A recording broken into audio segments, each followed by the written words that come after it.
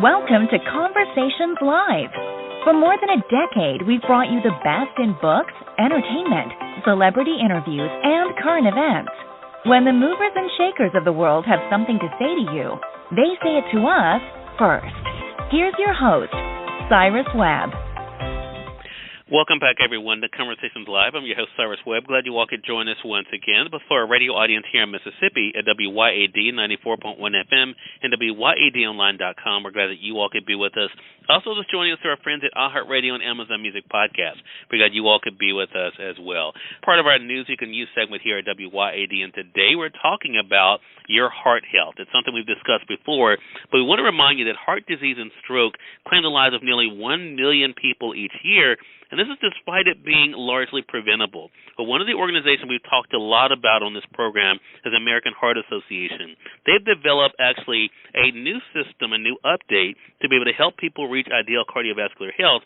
And here to talk to us about it, we're excited to welcome back the president of the American Heart Association, Dr. Donald Lloyd-Jones. We're going to talk to Dr. Lloyd-Jones not only about this new factor, but also where you all can go for more information. Dr. Lloyd-Jones, thank you again for the time. Really appreciate it. Cyrus, it's great to be with you again.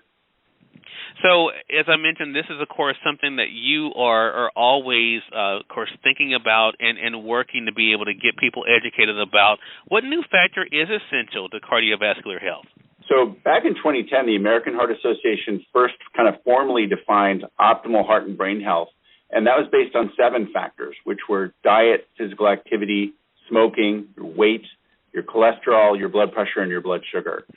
But what we realized over time is that the science now tells us that sleep health is a very important factor for your heart and brain health also. So we've added and updated that, and we now call it Life's Essential 8, and sleep is the newest factor. You're stepping on my toes here, Dr. Lloyd-Jones. I have to work on the sleep, on the sleep aspect, and I'm sure some of my listening audience definitely knows the importance of that as well. Are there any other changes in how we measure heart and brain health? Well, there are. In addition to now recommending 7 to 9 hours as the optimal amount of sleep on average for people every night, we've updated some of those other original 7 metrics. So, we now actually extend this down to as low as age 2, so we can measure cardiovascular health even in our toddlers and young children, because we want to understand how to launch them better to a lifelong better cardiovascular and brain health. But we've updated the diet scoring so we can better account for kind of the current environment of a healthy eating pattern. We actually have expanded beyond just thinking about cigarette smoking and also including vaping and exposure to secondhand smoke. We also give people more credit for the amount and types of physical activity that they do over the course of the week. Dr. Lloyd-Jones, 7 to 9 hours, that's a lot of time. I don't get anywhere near that, and I can't even lie and say I do. And I'm sure a lot of our audience, depending on their situation, they may not be able to get that as well. But how can people incorporate this new element into their heart-healthy routine so that they can make sure that they're taking care of themselves and their heart?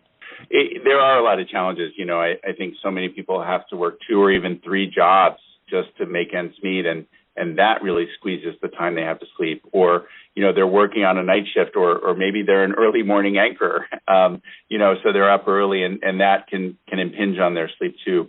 So there are a couple things that people can try to do to optimize their sleep health. The first thing is that it's important to be physically active during the day. If we tire ourselves out physically, it's easier for our body to fall asleep when we get to bed.